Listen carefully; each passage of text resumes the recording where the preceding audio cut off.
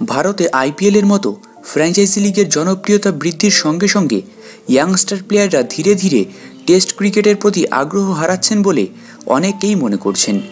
তবে চলমান ইংল্যান্ডের বিরুদ্ধে 5 ম্যাচের টেস্ট সিরিজে একাধিক ইয়াংস্টার তারকাদের ব্লু ব্রিগেডকে ভরসা দিতে দেখা যাচ্ছে।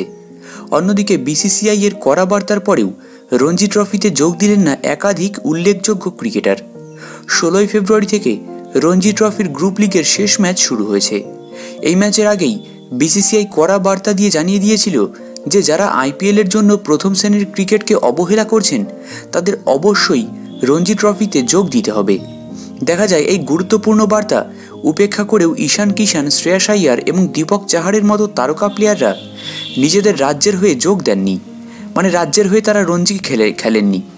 উল্লেখ্য, সম্প্রতি দক্ষিণ আফ্রিকার সফর থেকে হঠাৎ করেই এই ভারতীয় উইকেট কিপার ব্যাটসম্যান ঈশান কিষান ব্যক্তিগত কারণে দেশে ফেরার জন্য আবেদন করেছিলেন, কিন্তু তিনি দেশে না ফিরে দুবাইতে একটি সামাজিক অনুষ্ঠানে যোগদান করেন। তারপর থেকেই বিসিসিআই বিষয়টি ভালো চোখে দেখেনি এবং তাকে সম্প্রতি আফগানিস্তানের বিরুদ্ধে টি-20 সিরিজেও টিমের বাইরে রাখা হয়েছিল।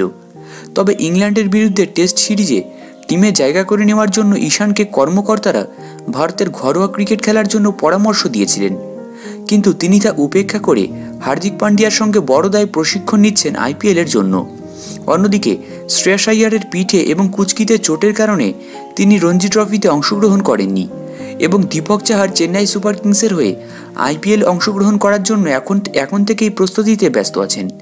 এবার এই বিষয়ে বিসিসিআই কী সিদ্ধান্ত নেয় এখন কিন্তু সেটাই দেখার বিষয়।